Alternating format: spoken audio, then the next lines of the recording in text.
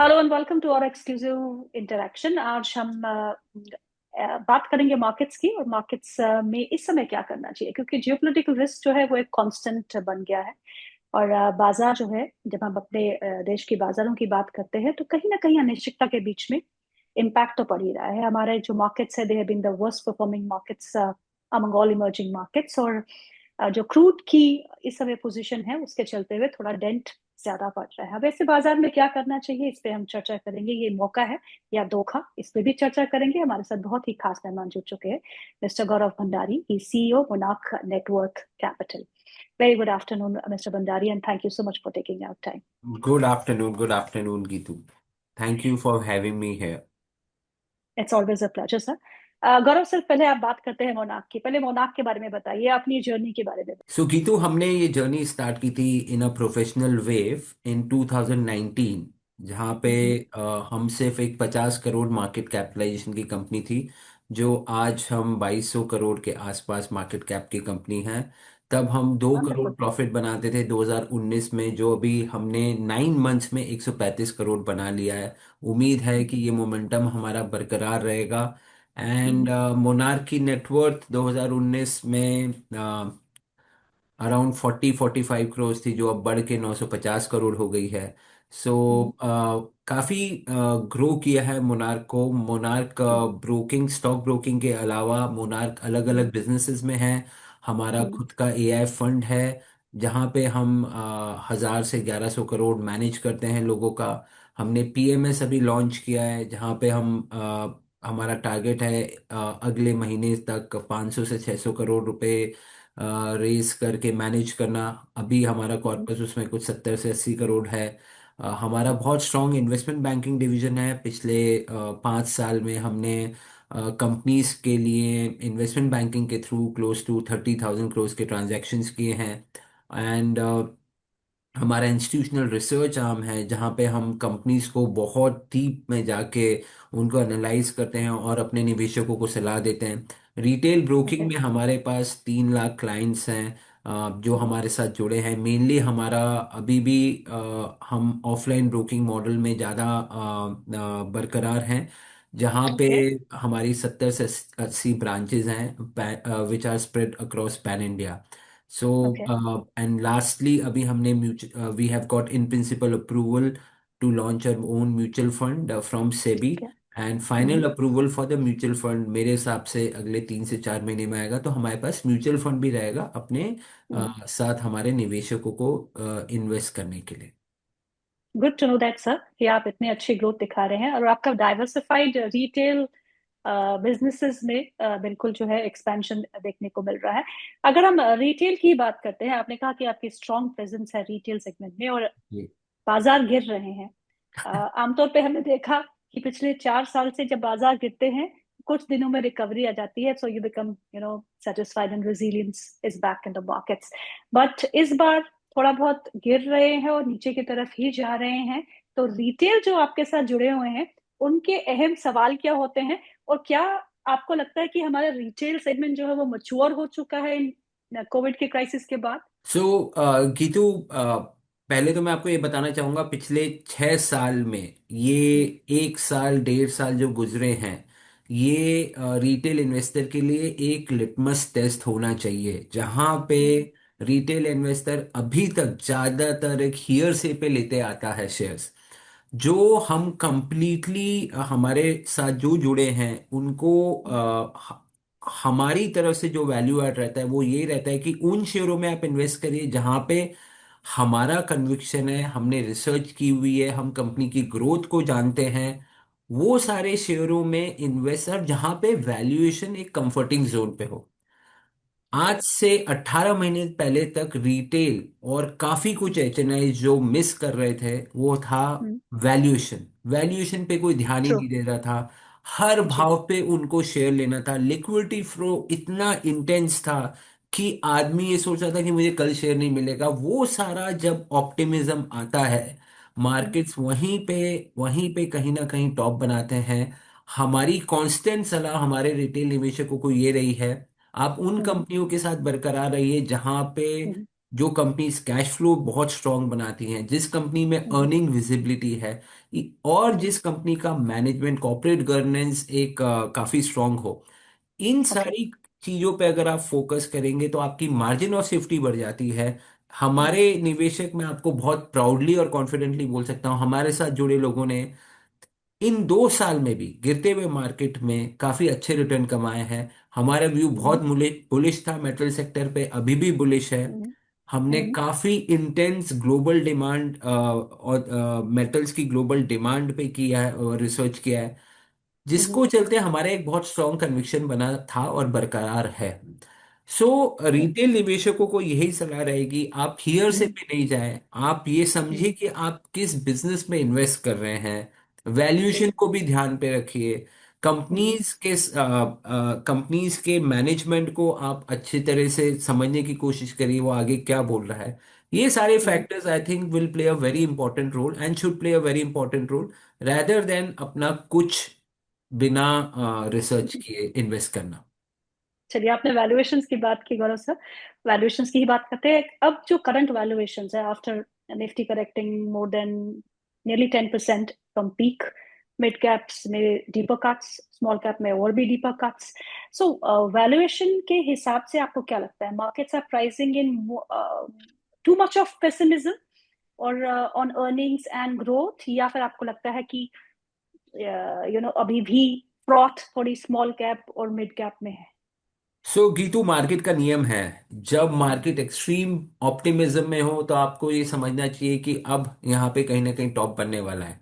इसका just opposite, जब market में इतना पेसिमिज्म हो तो आपको समझ जाना चाहिए कहीं ना कहीं मार्केट बॉटम बनाने के का बेस फॉर्म कर रहा है।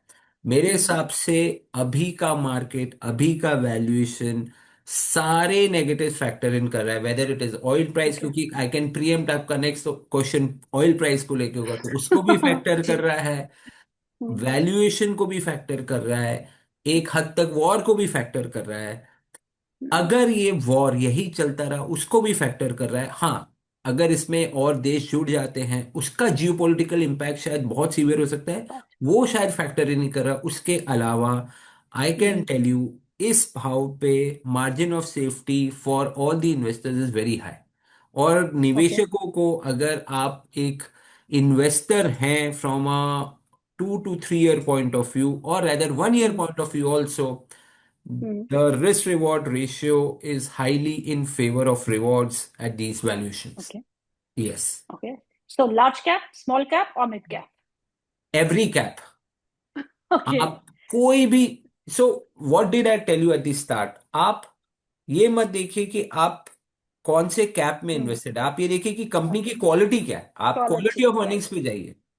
सो ये, आप उस कंपनी में अब जैसे पहले पैसा बनेगा जहां पे कंपनीज की अर्निंग ग्रोथ स्ट्रांग है, जहां पे मैनेजमेंट काफी स्ट्रांग है, क्योंकि उन कंपनीज के भाव इतने करेक्ट हो चुके कि एक फंड, म्यूचुअल फंड हो या कोई भी लॉन्ग टर्म इन्वेस्टर हो, वो पहले उन कंपनी के साथ जुड़ना चाहेगा। लोगों ने अपने काफी कुछ एक, they have burn their hands by investing in company जहां पे कोई अर्निंग्स की विजिबिलिटी नहीं है, जो कि एक ईयर से सुनते आ रहे हैं। सो वो कंपनी से बचे। उसके अलावा whether it is a small cap, mid cap और large cap, every such constituent of Nifty or otherwise provides a very high risk reward ratio. Earnings visibility सबसे अच्छी कहाँ पे है सर? इसका भी मैं आपको एक पर्सपेक्टिव देना चाहूंगा।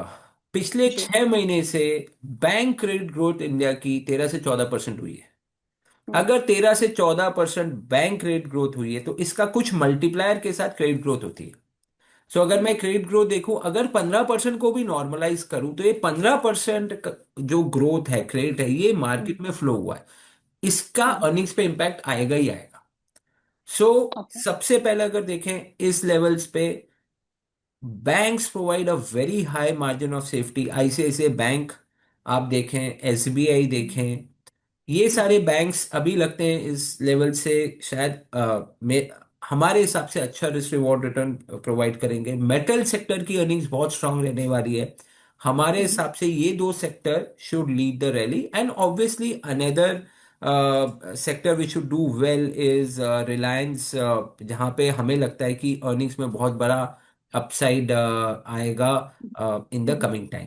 क्योंकि आपने क्रूड की बात की, आपने कहा मेरा सवाल क्रूड पे भी होगा, क्योंकि क्रूड के दाम ही ऐसे वोलेटाइल हो रहे हैं। So from 60 plus to 120, back to 90, now back to 100। ये तो चलता रहेगा जब तक आपके स्ट्रेट ऑफ हार्मोज के जो क्राइसिस है वो सॉल्व नहीं होते हैं। पर एक जो हमारे लिए खतरे की घंटी बज सकता है वो है रुपी। रुपी वीकनेस, आईएनआर की weakness, which is not good at all. FIIs are shying off. अगर आप पिछले कुछ दिनों के आंकड़े देखें गौरव सर, तो it's hefty selling from FIIs which has been there for 1 साल 1.5 साल से। तो हम उनको बिकवाल के रूप से ही देख रहे हैं, पर पिछले कुछ दिनों में तो बहुत ज्यादा बिकवाली हमने एफआईआर की तरफ से देखी है। सपोर्टिव डीआईआईज उनसे डबल इन्वेस्टमेंट कर रहे हैं अपने मार्केट्स को सपोर्ट करने के लिए। रुपी आपके लिए कितना एक मेजर कंसर्न है, और एफआईआईज की वापसी को आप कैसा देखते हैं? तो let me take your questions one by one. पहले आपने रुपी पे बात किया कि रुपी इस लेवल पे काफी अलार्मिंग है।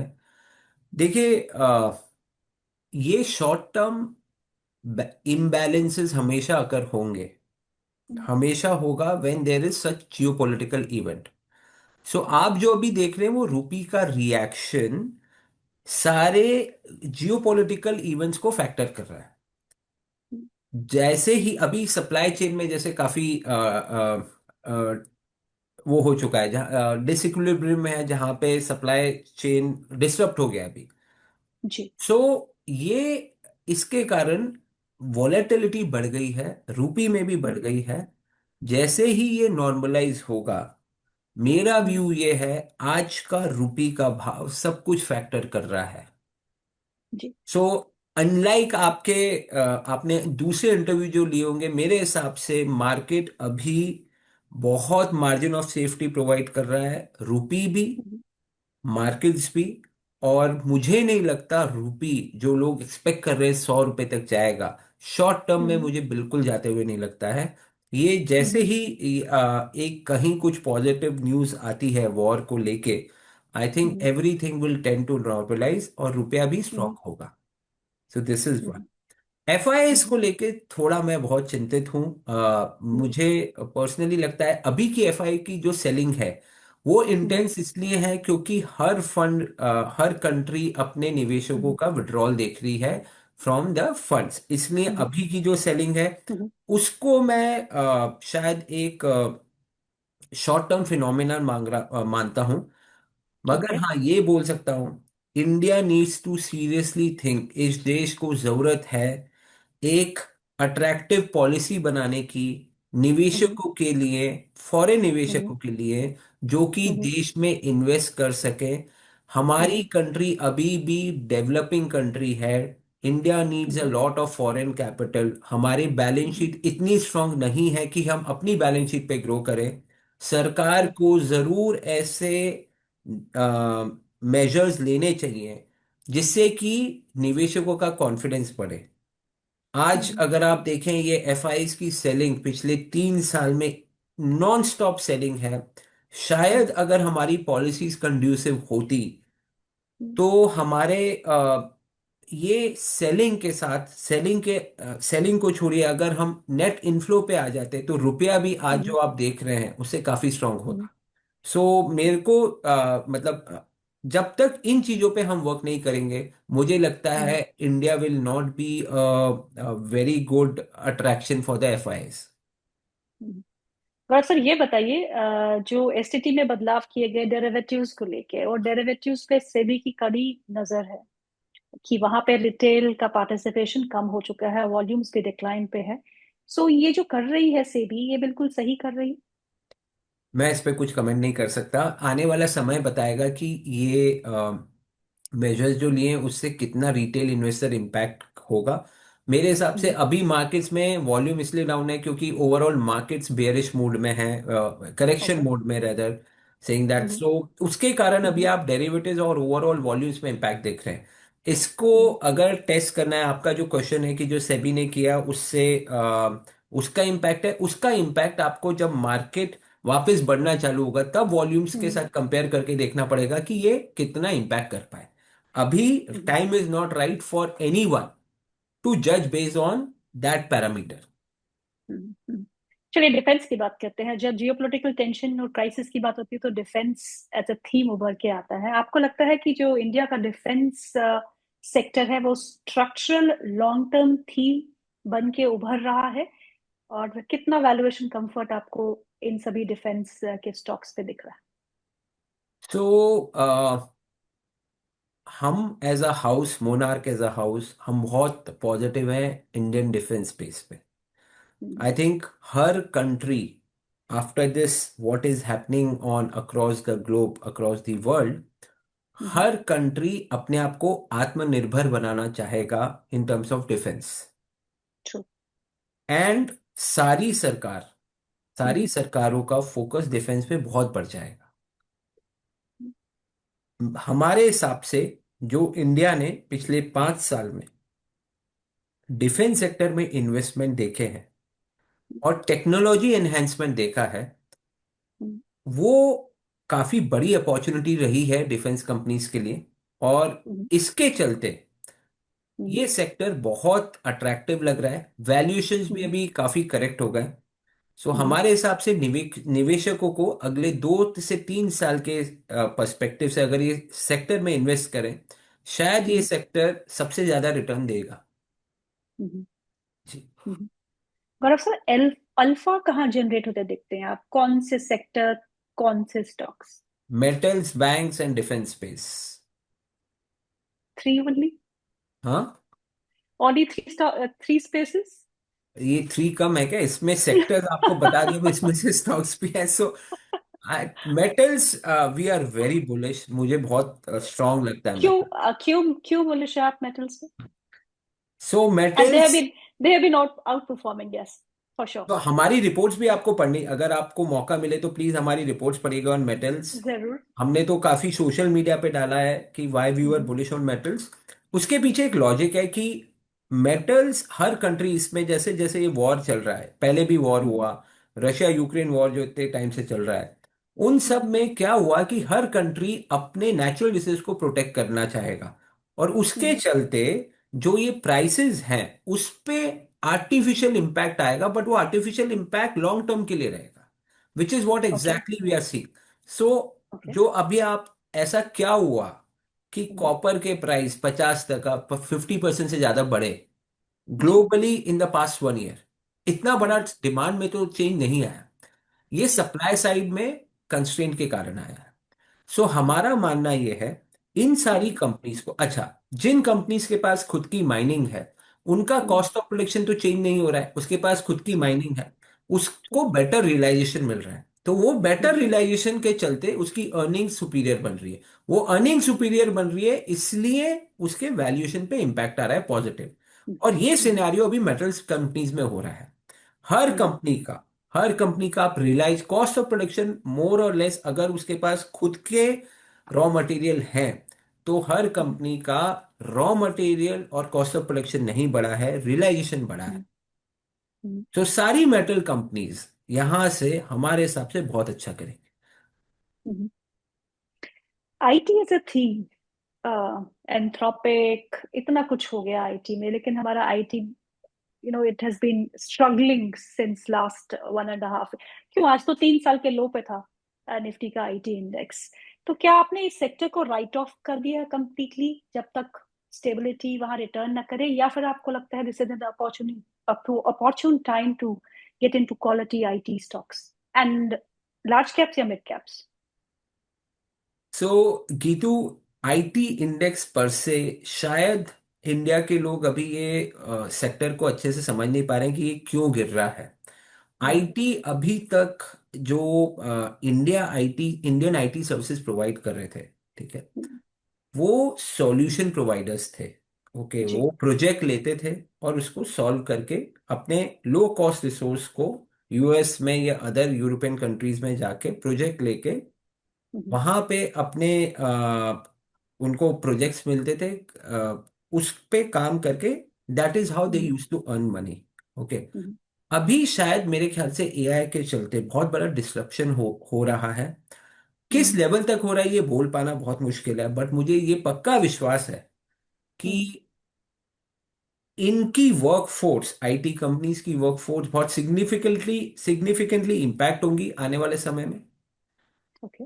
इनकी अर्निंग्स पे इंपैक्ट आएगा unless they ramp up on the AI front very fast. Hmm. So मेरे को as of now I don't have any any comment on IT sector, मैं उस पर नहीं कर ओके। पाऊंगा। आने वाला समय ये बताएगा ये हम्म। कंपनीज अपने आप को कितना अडेप्ट कर पा रही है। क्यों वैल्यूएशन, आप अगर लॉजिकली एक पर्सपेक्टिव आपको दूं, हम्म। एआई बेस्ड कंपनीज यूएस में डिस्प्रोपोर्शनेट पी पे ट्रेड हो रही है, डिस्प्रोपोर्शनेट ट्रू। वैल्यूएशन पे। ट्रू। इन्फोसिस आज भी अगर आप देखें realistic value based on the companies guidance is trading somewhere between 15 to 17 P. इतना बड़ा डिफरेंस इन्वेस्टर्स को, निवेशकों को नहीं समझ में आ रहा है। हम्म। ये जानने की सबको कोशिश करनी चाहिए कि ये क्यों डिफरेंस है। Hmm. So the answer lies in that. मैं ज्यादा इस बिजनेस को इतने अच्छे से अभी नहीं समझ पा रहा हूं एआई के चलते, इसलिए हम्म। मेरा बोलना इसमें मुश्किल है, कमेंट मैं नहीं कर पाऊँ। मेटल्स के बारे में हमने पीछे बात तो करी, लेकिन मैं दो बुलियंस, प्रेशियस मेटल्स के बारे में पूछना आपसे भूल गई। एक गोल्ड और सिल्वर, क्या जो रैली थी, क्या जो पीक था, that's all done and it's going to go down from here, या फिर आपको लगता है कि अभी भी गोल्ड और सिल्वर में उतना ही ट्रिगर बचा हुआ है?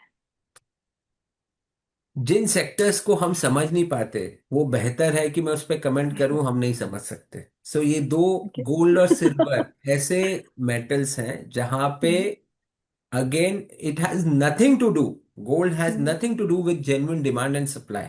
तो अगर करेक्ट। आप वो ही गेज नहीं कर पा रहे हैं तो आप अपना व्यू कैसे बनाएंगे? तो जो भी आपको व्यू दे रहा है, शायद वो एक अपना पर्सनल व्यू दे रहा होगा। So I don't want to give a view on something जहां पे मेरा खुद का व्यू नहीं है और उसके कारण निवेशकों का किसी तरह इंपैक्ट हो।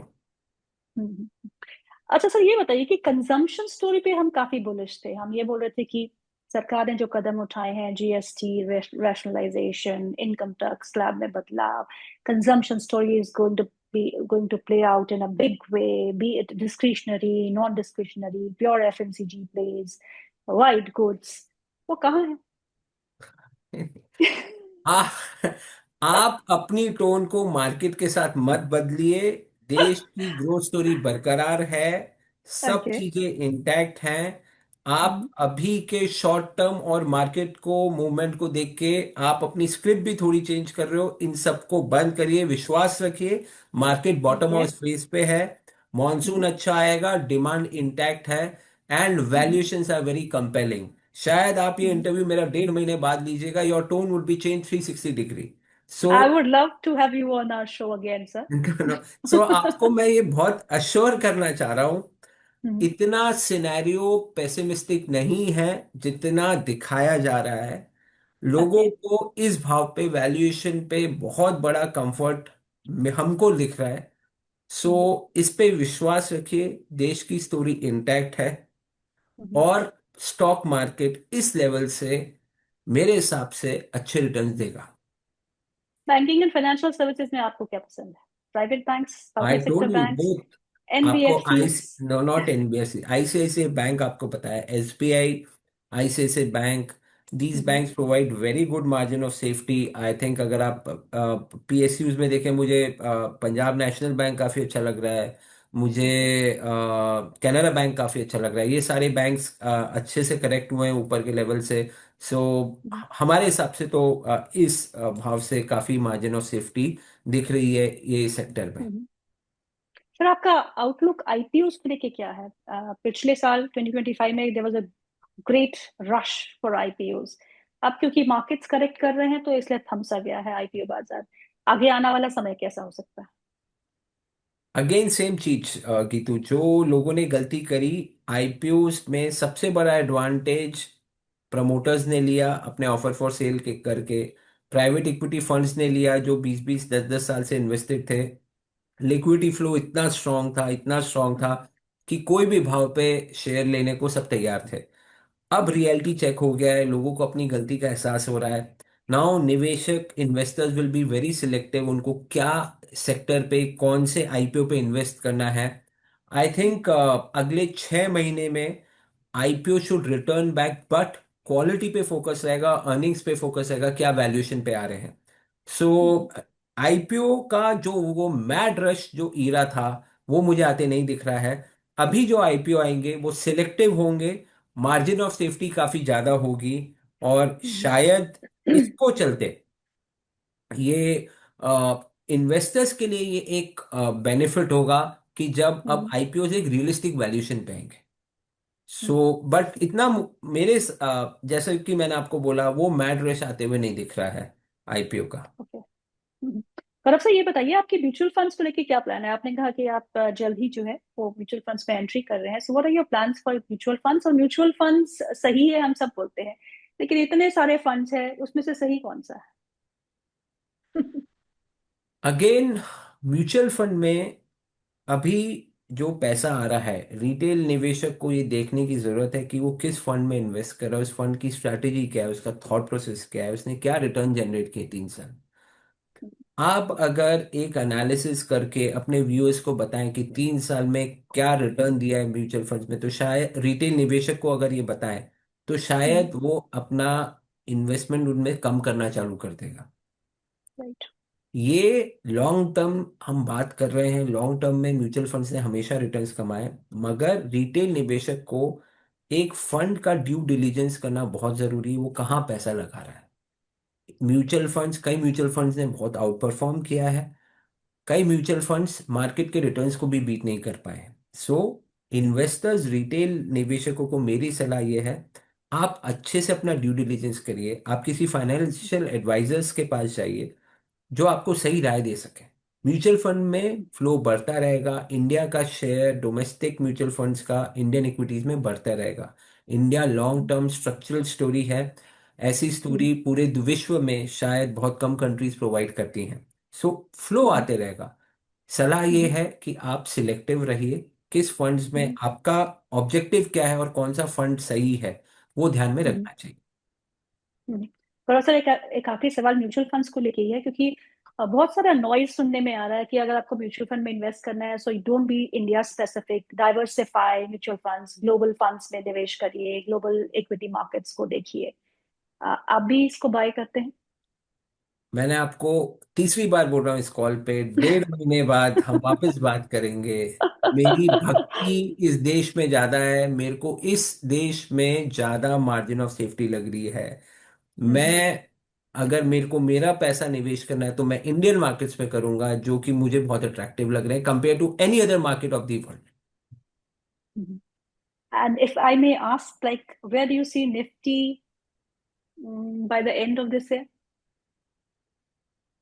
It will not be right on my part to give any nifty specific targets, but हमारा इन हाउस कॉल हमारे हिसाब से 27,000 तो इस साल अचीव होगा।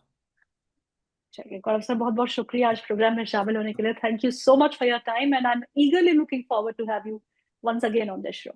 Thank you, thank you, all the best. Thank you so